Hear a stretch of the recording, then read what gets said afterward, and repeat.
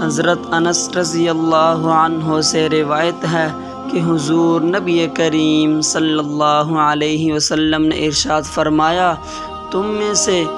کوئی بھی شخص کسی نقصان مصیبت کی وجہ سے جو اس پر نازل ہوئی ہے ہرگز موت کی تمنا نہ کرے۔ اگر اس نے لا محالہ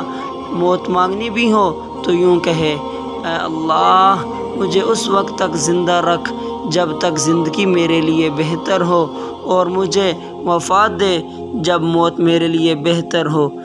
اسی طرح ایک دوسری روایت میں حضور نبی کریم صلی اللہ علیہ وسلم نے ارشاد فرمایا، تم میں سے کوئی شخص ہرگز موت کی تمنا نہ کرے، نہ موت آنے سے پہلے اس کے لیے دعا کرے، کیونکہ جب تم میں سے کوئی شخص مر گیا تو اس کا عمل تو منقطع ہو گیا، مزید عمل کی مہلت ختم ہو گئی، اور مومن کی عمر اس کی بھلائی میں ہی اضافہ کرتی ہے۔